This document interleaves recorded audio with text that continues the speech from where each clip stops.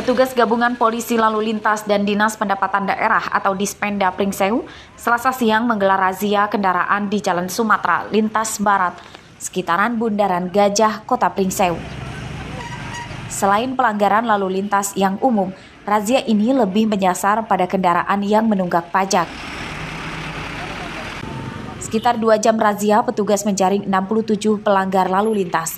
36 pelanggar hanya diberi teguran dan 31 pelanggar lain diberi sanksi tilang. Puluhan pengendara yang diberi teguran umumnya karena belum membayar pajak kendaraannya. Kalaupun ini nanti ikut sidang, boleh nanti dengan tujuan untuk menaikkan ataupun masyarakat supaya patuh pajak atau membayar pajak. Samping itu juga kami melakukan kegiatan untuk penertiban terhadap kendaraan-kendaraan yang melakukan banyak pelanggaran. Contoh, kendaraan lebih dari 2 orang, sedang roda 2, tidak menggunakan safety belt, kendaraan yang overdimensi dan overload. Data Dispenda Pringsewu, warga yang tidak membayar pajak jumlahnya lebih sedikit dibanding yang sudah membayar pajak. jumlah pajak di Pringsewu relatif kecil ya, karena masyarakat Pringsewu ini ya boleh dikatakan sudah masuk sekitar 70% taat pajak, tinggal 30-20% lah yang masih belum melaksanakan membayar pajak. Masyarakat diimbau patuh membayar pajak kendaraannya. Polisi dan petugas Dispenda Pringsewu berjanji tidak akan mempersulit warga yang akan membayar pajak atau mengurus surat-surat kendaraan di kantor Samsat. Andre Kurniawan melaporkan dari Pringsewu.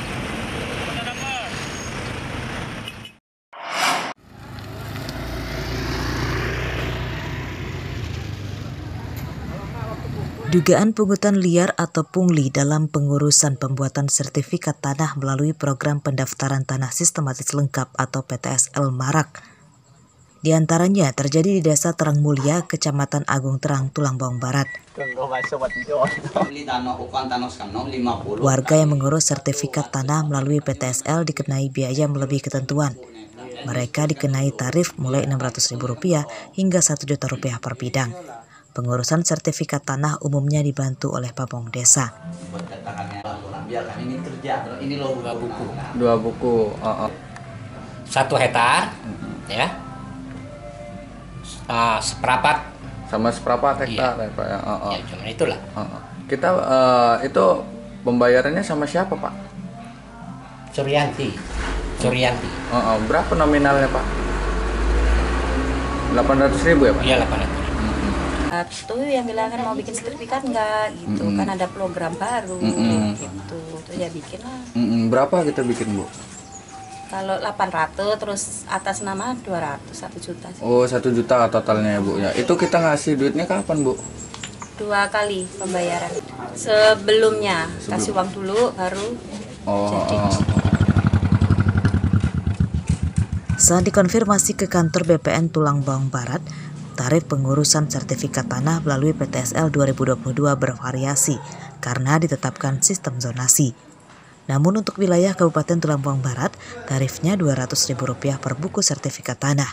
Tarif ini sudah termasuk pembelian materai, pemasangan patok hingga akomodasi pamong desa yang mengajukan PTSL. Masalah pembiayaan itu ada zonasinya, dan untuk di Lampung itu juga sudah jelas ya, untuk zonasinya di angkanya itu 200.000 dan untuk pembiayaannya juga di situ sudah sangat dijelaskan itu tahapannya pembiayaannya itu apa, seperti biaya 1 materai, biaya patok, dan biaya akomodasi transportasi petugas desa. Berdasarkan surat keputusan bersama Menteri BPN, Menteri Dalam Negeri, dan Menteri Desa Pembangunan Daerah Tertinggal dan Transmigrasi di wilayah 4, Provinsi Lampung ditetapkan batas penarikan dana dari masyarakat Rp200.000 per buku dalam pembuatan sertifikat PTSL. Ardi Yohaba melaporkan dari Tulang Bawang Barat.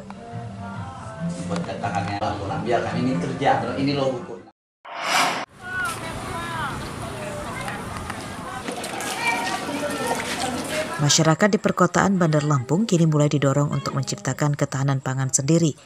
Caranya yakni menanam berbagai sayur mayur dengan memanfaatkan lahan perkarangan atau di pot. Ini setidaknya jadi solusi ketahanan pangan rumah tangga. Ini dikatakan oleh Kepala Dinas Ketahanan Pangan Bandar Lampung, IKD Sumarta pada Selasa siang. Untuk mendorong program itu, Dinas Ketahanan Pangan akan membagikan 8.000 bibit sayur mayur, diantaranya bayam, sawi, cabai, terong, tomat, dan selada. Jenis sayur mayur ini cepat dipanen, sehingga bisa langsung dimanfaatkan untuk kebutuhan pangan warga sehari-hari.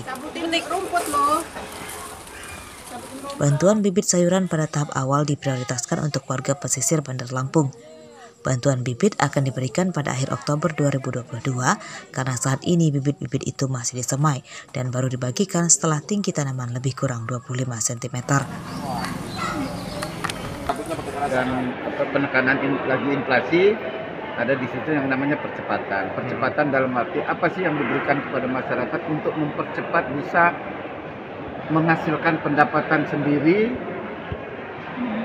Itu salah satunya ada pemberian bibit cabai, pemberian bibit tomat, ada terong dan lain sebagainya.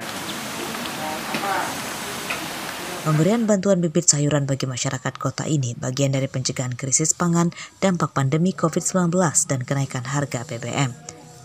Perekonomian kini belum stabil akibat berkurangnya pendapatan warga serta terjadinya inflasi. Jeffrey Arifin melaporkan dari Bandar Lampung.